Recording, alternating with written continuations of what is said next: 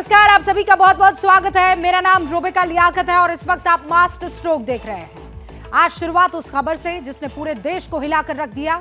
एक ऐसा मर्डर जिसमें भरोसे का कत्ल हुआ है, प्यार के टुकड़े टुकड़े हुए हैं और बॉयफ्रेंड की हेट स्टोरी दुनिया के सामने आ गई है। मुंबई में काम करने वाली एक लड़की अपने पार्टनर पर भरोसा करके दिल्ली आती है, लेकिन पुलिस का यह दावा है कि उसके पार्टनर आफताब ने उसे मारकर शव को आरी से काटकर टुकड़े टुकड़े कर डेड बॉडी के पार्ट्स को जंगल में फेंक दिया। इस खबर को जिसने भी देखा उसका दिल सहम गया।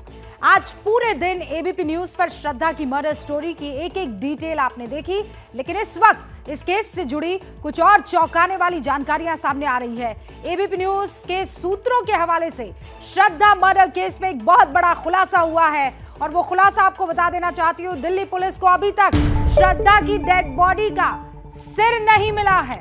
मेहरौली के जंगल से श्रद्धा के शरीर की कुछ हड्डियां जरूर बरामद हुई है और पता यह चला है कि आफताब ने श्रद्धा के शरीर के टुकड़े करने के बाद सबूत मिटाने के लिए पूरे घर को सोडियम हाइड्रोक्लोराइड से धोया था। यह जो केमिकल है इसके बारे में आफताब को इंटरनेट से पता चला था। यह एक ऐसा केमिकल है जिसके इस्तेमाल के बाद फोरेंसिक टीम को भी सबूत मिलने में अब मुश्किल होगी। बड़ी खबर तो यह भी है कि आफताब ने जो कपड़े पहनकर श्रद्धा को काटा था, अपने वो कपड़े और श्रद्धा के कपड़ों को मूविंग डस्टबिन में फेंक दिया था।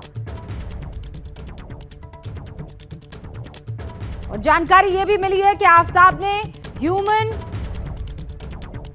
एनाटॉमी, ऑटोप्सी, शरीर को टुकड़ों में कैसे काटा जाए, इन सब पे रिसर्च की थी। इस वक्त भी दिल्ली पुलिस की पड़ताल जारी है। आरोपी आफताब 5 दिन की रिमांड में है और पूछताछ के आधार पर पुलिस नए नए सुराग और सबूत तलाशने में जुटी है। आज एबीपी न्यूज की टीम ने भी दिल्ली से मुंबई तक श्रद्धा मर्डर केस को लेकर बहुत बड़ी पड़ताल की है।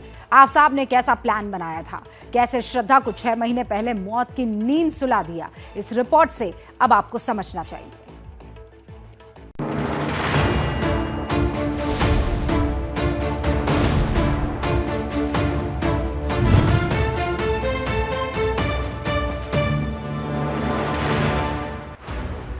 चेहरे पर मुस्कान, बेफिक्री, बेपरवाह अंदाज और अपने साथी से बेपनाह मोहब्बत। एक ऐसी लड़की जो जिंदगी अपनी शर्तों पर जीना चाहती थी, ऐसी लड़की जो अपने प्यार के लिए, अपनी मोहब्बत पाने के लिए घर की दहलीज को बिना हिचकिचाए लांघ गई थी। वो श्रद्धा जिसने मोहब्बत के लिए सब कुछ कुर्बान करने का फैसला किया, जिसने आफताब को दिल देकर उसके साथ जीने मरने की कस्में खाई थी। वो श्रद्धा जो आफताब पर आंख मूंद कर भरोसा करती थी और उसके एक बार कहने पर बिना संकोच अपने घर से सैकड़ों किलोमीटर दूर एक अनजान शहर में रह रही थी, ये सोचकर कि जिसके लिए सब कुछ छोड़कर आई वो उसे एक दिन अपनाएगा, मांग में सिंदूर भरेगा और हमेशा उसका साथ निभाएगा। लेकिन प्यार मोहब्बत की इस कहानी में फरेब, मक्कारी और हैवानियत का ऐसा फलसफा छिपा था जिसके बारे में किसी ने सोचा भी नहीं था। मुंबई में काम करने वाली श्रद्धा का दिल्ली में बेरहमी से कत्ल कर दिया गया। पुलिस का दावा है कि श्रद्धा को उसी के लिव इन पार्टनर आफताब ने मार डाला, गला दबाकर हत्या करने के बाद जिस्म के 35 टुकड़े कर दिए। किसी को शक ना हो इसलिए धीरे धीरे मेहरौली के जंगल में 18 दिनों तक शव के टुकड़ों को फेंकता रहा। नोट करने वाली बात यह है कि 6 महीने पहले हुए इस हत्याकांड का खुलासा अब हुआ है। लड़का लड़की जो मुंबई से आए यहाँ पे मई के महीने में आके यहाँ पे रुके एज लिव इन पार्टनर्स, उनका झगड़ा हुआ कहीं जाकर तो लड़के ने लड़की की हत्या कर दी। इसमें फिर हत्या के बाद उसने उस क्राइम को छुपाने के लिए लड़की की बॉडी डिस्पोज ऑफ करी, मल्टीपल पार्ट से बना के और मल्टीपल लोकेशंस पे डिस्पोज ऑफ करी। 14 नवंबर 2022 मेहरौली, दिल्ली। दिल्ली का यही वो मकान है जहां पर श्रद्धा और आफताब लिव इन रिलेशनशिप में रह रहे थे, लेकिन अब यहां पुलिस की टीम है, जांच हो रही है। फॉरेंसिक एक्सपर्ट्स मौके पर एक एक सबूत इकट्ठा किया जा रहा है क्योंकि ये ऐसी वारदात है जिसने पूरे देश को सन्न कर दिया। पुलिस का दावा है कि आफताब ने इसी फ्रिज के अंदर शव के टुकड़े रखे थे। साजिश रची, आफताब ने एक फ्रिज खरीदा और श्रद्धा के जो शव के टुकड़े थे उसको इस फ्रिज के अंदर रख दिया जिससे कि लाश में से बदबू नहीं आए। इतना ही नहीं, अगरबत्ती का भी इस्तेमाल किया गया। ये फ्रिज खुलता, इसमें से शव के कुछ टुकड़े आफताब निकालता, काले रंग की पॉलिथीन में उन शव के टुकड़ों को डालकर डिस्पोज ऑफ कर देता। तो बेहद चौंकाने वाला जब ये खुलासा हुआ तो अब पुलिस इस फ्रिज की भी फॉरेंसिक जांच करवा रही है। इसके अंदर से जो खून के नमूने, जो धब्बे मिले हैं, उनकी फॉरेंसिक जांच कराई जाएगी। साथ ही जो शव बरामद हुए हैं जंगल से, जो कुछ टुकड़े बरामद हुए हैं, उनकी भी फॉरेंसिक जांच कराई जाएगी। डीएनए का मिलाप कराया जाएगा। पुलिस ने आफताब को शनिवार को ही हिरासत में ले लिया था। उससे जब पूछताछ की गई तो उसने अपना जुर्म कबूल भी कर लिया और फिर धीरे धीरे कत्ल के सारे राज खोलने शुरू कर दिए। दिल्ली में 8 मई को पहुंचने के बाद वो अलग अलग जगहों पर रहा। उसके बाद 15 मई को उसने ये घर किराए पर लिया। इस वक्त इस घर पर ताला लगाया और 15 मई से ही दोनों ने इस घर के अंदर रहना शुरू कर दिया। और 18 मई को आफताब ने श्रद्धा की इसी घर के अंदर हत्या कर दी और इस हत्या की भनक किसी को भी नहीं लगी। जबकि इस इलाके की अगर बात करें तो काफी कंजेस्टेड इलाका है मेहरौली का ये। और कत्ल की वारदात को अंजाम देने के बाद आफताब वो यहीं इस घर के अंदर, तस्वीरों में आप देख सकते हैं कि यहाँ पर कुछ आर्टिफिशियल फूल भी रखे हुए हैं। जैसा कि सूत्र भी हमें बता रहे हैं कि वो बॉडी की जो बदबू है वो बाहर ना पहुंचे, इसलिए वो अगरबत्ती का भी इस्तेमाल करता था। इसके अलावा जो आप ये आर्टिफिशियल फूल देख रहे हैं, इसके अंदर अभी भी जो खुशबू है वो महसूस की जा सकती है। इस तरीके से वो यहाँ पर रह रहा था। आफताब ने पुलिस को बताया उसने श्रद्धा के बॉडी पार्ट्स को जंगल में ठिकाने लगा दिए। रोजाना रात को जंगल में जाता और फिर शव के हिस्सों को जंगल में फेंका। आफताब घर से निकलता देर रात को 2 बजे और उसके बाद थैली में टुकड़ों को लेकर आता और इन्हीं घने जंगलों में लाश को ठिकाने लगा दिया। आप देख सकते हैं छतरपुर इलाके के बेहद घने जंगल है जहां पर कुछ इस तरीके के जानवर भी मौजूद हैं जो लाश को खा सकते हैं। और यही वजह है कि पुलिस आफताब को रिमांड पर लेकर लगातार इस जंगल का कोना कोना छान रही है, लेकिन बावजूद उसके अभी तक श्रद्धा की लाश के अधिकतर टुकड़े पुलिस बरामद नहीं कर पाई है। सवाल है आखिर श्रद्धा को आफताब ने क्यों मारा? दोनों के बीच ऐसा हुआ क्या जिसके बाद श्रद्धा को मौत के घाट उतार दिया गया? और सबसे बड़ी बात यह कि 6 महीने बाद इस हत्याकांड का पता कैसे चला? पुलिस को क्या सुराग मिले? तो कत्ल और हैवानियत की इस कहानी को ठीक से समझने के लिए सबसे पहले श्रद्धा और आफताब की बैकग्राउंड स्टोरी भी समझनी होगी। 2019 मलाड, मुंबई। बात 2019 की है। मुंबई के पास वसई की रहने वाली श्रद्धा वालकर मलाड के एक कॉल सेंटर में काम करती थी। इसी कॉल सेंटर में श्रद्धा की जान पहचान आफताब अमीन पूनावाला से हुई। ये बातचीत दोस्ती में बदली और धीरे धीरे दोस्ती ने प्यार की शक्ल अख्तियार कर ली। और जब श्रद्धा ने आफताब के बारे में अपने घर में जिक्र छेड़ा, उसके बारे में माता पिता को बताया, तो दोनों ने इस रिश्ते को नामंजूर कर दिया। हम श्रद्धा के घर के बाहर हैं।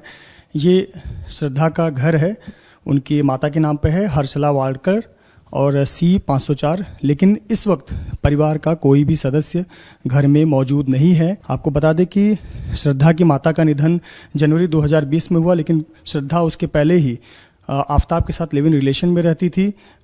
माता पिता का इस बात को विरोध था कि वो आफताब के साथ किसी प्रकार के रिलेशन में रहे। परिवार का इसलिए विरोध था क्योंकि उनके परिवार में अंतरजातीय विवाह को मान्यता नहीं थी या वो नहीं मानते थे और वो चाहते थे कि आफताब के साथ किसी प्रकार का रिलेशन ना रहे।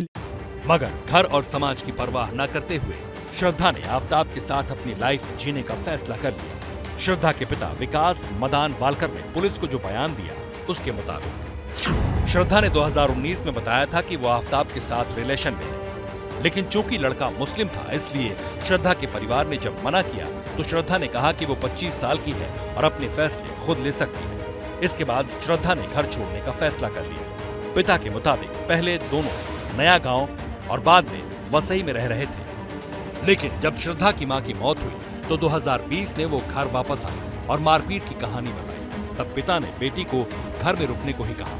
श्रद्धा के पिता के मुताबिक इसके बाद आफताब ने श्रद्धा से माफी मांगी और फिर दोनों साथ रहने लगे।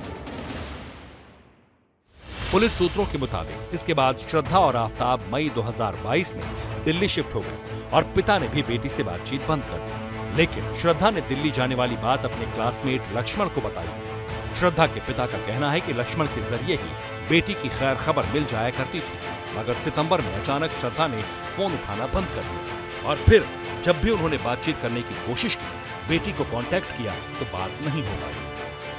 2-2.5 महीने से अगर वो लक्ष्मण बोलता है कि लड़की 2-2.5 महीने से उनका मोबाइल बंद है, सब है, लेकिन हमारे पास ऐसा कुछ सबूत नहीं था कि वह लड़की दिल्ली रहती है और यहाँ रहते हैं। तो हमने सुमोटो हमने मिसिंग दाखिल किया था। उनका जो आफ्ताब जो है लड़का, बाद में लड़की श्रद्धा, दोनों का मोबाइल का सब कॉल डिटेल निकाला 1.5-2 साल का। तो उनको जरूरी मिला इन्फॉर्मेशन कि भाई ये मई महीने से उनका फ़ोन बंद है, लड़की का फ़ोन, फेसबुक, बैंक का अकाउंट, सब डिटेल सब उन्होंने चेक किया। तो उनको लगा कि साला ये सब लक्ष्मी नाटक बताया कि जिस हिसाब से सब उसका बंद है। किधर ना किधर थोड़ा अपने को डाउटफुल लग रहा है कि लड़की किधर गई, वो बता नहीं रहा है। लड़की तो झगड़ा करके बता रही है और उसका डिटेल्स नहीं मिल रहा है। इस दौरान ये जानकारी सामने आई कि श्रद्धा और आफ्ताब दिल्ली में 8 मई को पहुंचे थे। उसके बाद पहाड़गंज के एक होटल में एक दिन रुके, बाद में सैदुल्ला जाप इलाके में एक हॉस्टल में रहे, फिर मेहरौली के मकान में 15 मई को शिफ्ट होने का फैसला किया। कभी देखा आपने उसको? भी देखा है, तब शादी होती थी, तब रात में ही गाड़ी चला के जाता था, बस उससे हमने आगे नहीं देखा कभी भी। गाड़ी थी उसके पास? हाँ गाड़ी थी, एक हुक्का सा लेके और फिर घूमता था गली में, इतना जरूर देखा हमने, बस उससे आगे नहीं। लड़की श्रद्धा थी, उसको कभी देखा हो? उसे नहीं देखा हमने, कभी भी नहीं देखा, आज तक नहीं देखा, क्योंकि हमें पता ही नहीं उसके बारे में। लड़की को कभी नहीं देखा आपने? पार्टी वार्टी होती थी, पानी वानी भरने आते थे, ये नहीं पता भी ये लड़का कौन है कौन नहीं है, हमारे को नहीं बेटा मालूम कौन रहता है कौन नहीं। किराए पे बहुत दुनिया आती है। सोचिए, 15 मई को दोनों मकान में शिफ्ट हुए, मतलब दिल्ली आने के 10 दिन बाद आफ्ताब ने इस हत्याकांड को अंजाम दे दिया। मगर सवाल था, ऐसा क्यों किया, क्यों शव को टुकड़ों में काटा, इसके लिए कहां से आइडिया आया? इन सवालों का जवाब मिलेगा बस थोड़ी देर। आगे बढ़ते हैं, इंडोनेशिया में सजे G20 शिखर सम्मेलन की अब बात करते हैं। वन वर्ल्ड वन फ्यूचर की थीम पर कल से 2 दिन के शिखर सम्मेलन की शुरुआत हो रही है और हिस्सा लेने के लिए प्रधानमंत्री नरेंद्र मोदी बाली पहुंच चुके हैं। एयरपोर्ट पर प्रधानमंत्री नरेंद्र मोदी पारंपरिक अंदाज में उनका स्वागत हुआ। प्रधानमंत्री बाली में करीब 45 घंटे गुजारेंगे और इस दौरान वो 20 प्रोग्राम्स में कार्यक्रमों में हिस्सा लेंगे। करीब 10 ऐसे ग्लोबल लीडर्स हैं जिनके साथ उनकी बैठक है।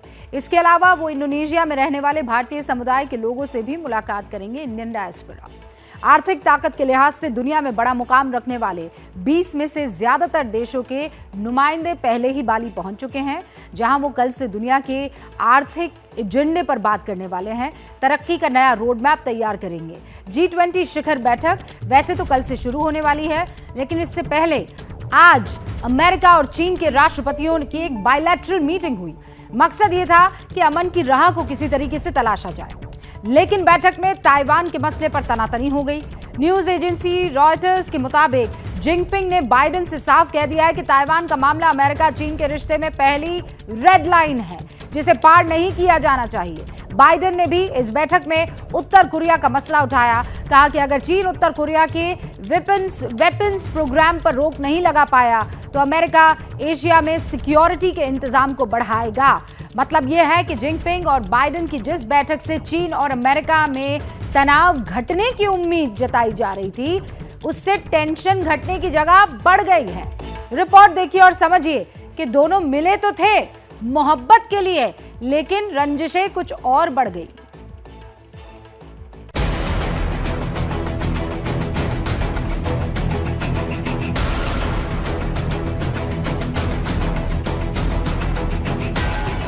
हाथ मिले, लेकिन क्या दिल भी मिले? क्या ताइवान पर अमेरिका और चीन की तनातनी खत्म हो गई? क्या चीन साउथ चाइना सी में दादागिरी छोड़ने को तैयार हो गया? क्या चीन ने ताइवान पर कब्जा करने का इरादा छोड़ दिया, या फिर अमेरिका ताइवान को अकेला छोड़ने और साउथ चाइना सी से कदम पीछे खींचने को तैयार हो गया?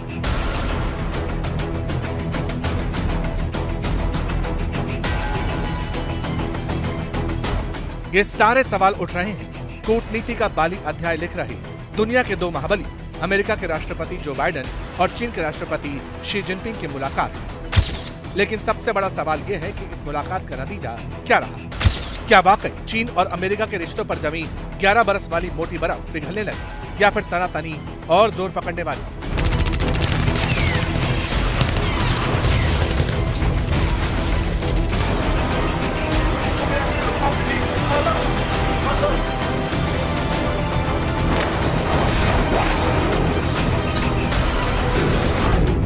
G20 का शिखर सम्मेलन में हिस्सा लेने इंडोनेशिया के बाली पहुंचे अमेरिका और चीन के राष्ट्रपति ने जब एक दूसरे से हाथ मिलाया तो दोनों के चेहरों पर मुस्कान थी, लेकिन लहजा एकदम सधा हुआ था और दोनों की तरफ से जो बयान आए वो भी एकदम सधे थे। एक एक शब्द जैसे कूटनीति की छेनी से तराशा हुआ था। इसमें अमेरिका और चीन के बीच तनाव पर चिंता थी, टकराव घटाने की जरूरत की बात थी, विश्व शांति के लिए मिलकर काम करने की बात कही गई और संवाद का पुल बनाए रखने की वकालत भी की गई। G20 की मीटिंग के बहाने 11 साल बाद रूबरू हुए अमेरिकी राष्ट्रपति जो बाइडेन और चीन के राष्ट्रपति शी जिनपिंग की मीटिंग पर पूरी दुनिया की नजरें टिकी थी। बाली के मूलिया होटल में हुई इस बैठक से क्या निकला, इसे समझने के लिए ये जानना जरूरी है कि मीटिंग के बाद अमेरिका के राष्ट्रपति जो बाइडेन ने क्या कहा। अमेरिका दोनों देशों के बीच बातचीत का रास्ता खुला रखने के लिए प्रतिबद्ध है ताकि दोनों देश जलवायु परिवर्तन और असुरक्षा समेत दूसरे जरूरी मुद्दों पर मिलकर काम कर सकें। दुनिया दोनों देशों से पार्टनरशिप की उम्मीद कर रही है। चीन के राष्ट्रपति शी जिनपिंग पहले ही कह चुके थे कि दोनों देशों के लिए रिश्ते को आगे ले जाना जरूरी है, लेकिन ये बात कहने के लिए जिनपिंग को इतिहास का झरोखा खोलना पड़ा। हमने अनुभव से सीखा है, इतिहास से अच्छी दूसरी कोई किताब नहीं है। इतिहास को आईने की तरह लेना चाहिए। अभी अमेरिका और चीन के रिश्ते उस दौर में हैं जब हमें बहुत ध्यान रखना है। दो बड़े देशों के नेताओं के तौर पर हमें सही फैसले लेने होंगे। हमें द्विपक्षीय संबंधों के लिए सही दिशा तलाशनी है ताकि हम अपने रिश्तों को आगे ले जाएं और बेहतर बना सकें। बाइडेन और जिनपिंग ताइवान और साउथ चाइना सी के आर पार खड़े हैं, लेकिन फिल इन द ब्लैंक वाला फैक्टर दोनों ही नेताओं के बयान में एकदम कॉमन है। कहने का गरज ये कि आप इनके बयान के जितने चाहे मतलब निकाल सकते हैं।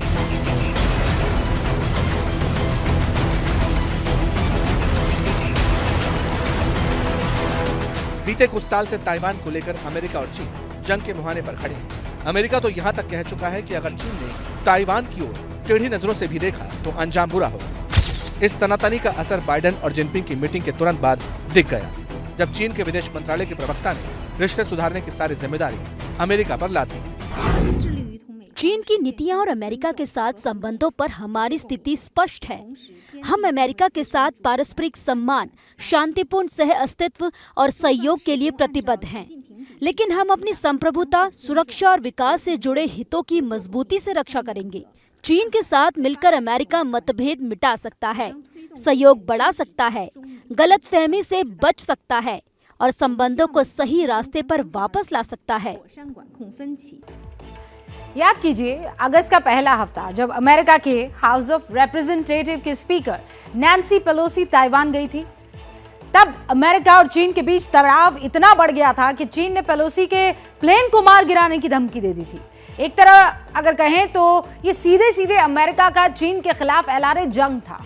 बाद में पेलोसी तो ताइवान से लौट आई, लेकिन चीन ने अमेरिका को ललकार लगाना बंद नहीं किया। उसने ताइवान को 7 तरफ से घेरकर युद्ध का अभ्यास जारी रखा। ये मामला फिलहाल तो ठंडा भले ही पड़ गया है, लेकिन अमेरिका अभी तक इसे भूला नहीं है और यही वजह है कि जंग का खतरा भी बरकरार है। ऐसे में सबकी उम्मीद भरी निगाहें बाली पहुंचे प्रधानमंत्री नरेंद्र मोदी पर टिकी है। कैसे और क्यों, रिपोर्ट से समझिए। चीन के इस बयान में ताइवान का जिक्र कहीं नहीं आया, लेकिन उसने इशारों में साफ कर दिया कि इस मामले में उसे अमेरिका की दखलंदाजी कतई बर्दाश्त नहीं। चीन का यही गुरूर दुनिया को एक नए जंग के खतरे से रूबरू कराता रहा है।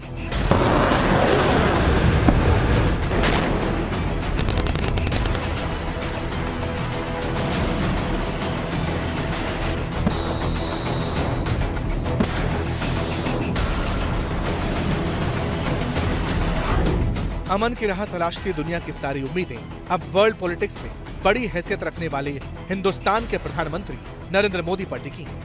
पीएम मोदी G20 की मीटिंग में हिस्सा लेने के लिए बाली पहुंच चुके हैं। पूरी दुनिया को उम्मीद है कि अमन की राह मोदी ही दिखाएंगे। प्रधानमंत्री मोदी बाली में करीब 45 घंटे बिताएंगे। इस दौरान वो 20 कार्यक्रमों में शामिल होंगे और दुनिया के करीब 10 नेताओं के साथ द्विपक्षीय बैठक भी करेंगे।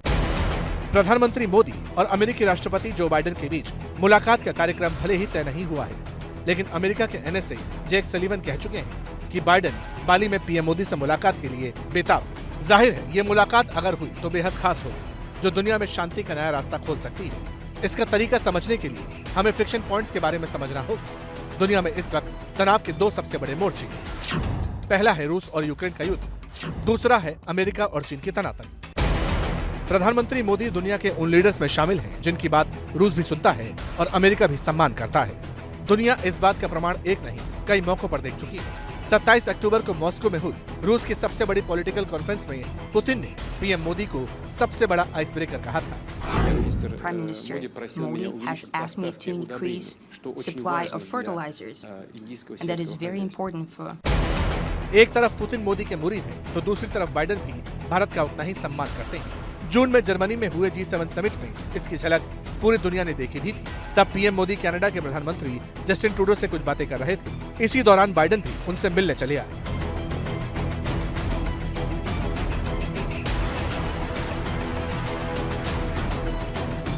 ये प्रधानमंत्री मोदी की पॉलिसी का ही असर है कि आज भारत एक तरफ अमेरिका का रणनीतिक साझेदार है, क्वाड में उसके साथ कंधे से कंधा मिलाकर समंदर में चीन को चैलेंज करता है, तो दूसरी ओर अमेरिकी विरोध को नजरअंदाज कर रूस से S-400 डिफेंस सिस्टम और तेल भी खरीदता है। मतलब ये कि मसले आर्थिक हो या फिर सामरिक, भारत रूस और अमेरिका दोनों महाशक्तियों की निगाह में काफी ऊंचा दर्जा रखता है। शायद यही वजह है कि बाली में ग्लोबल लीडर से पीएम मोदी की बातचीत बारूदी माहौल में शांति का मंत्र फूंक सकती है। जैसे ही घड़ी का काटा दोपहर 2:30 पे आए, बबीता जी का दिल सास बहू साजिश के लिए मचल जाए। और ये है इनकी बहू, पूरे दिन ऑफिस की टेंशन हो जाए गॉन जब ये करें अपना फेवरेट शो फ्री टाइम पे ऑन। इनकी तरह आप भी देखिए अपना फेवरेट शो अपने टाइम पर और डाउनलोड कीजिए ABP लाइव ऐप अपने स्मार्ट टीवी पर।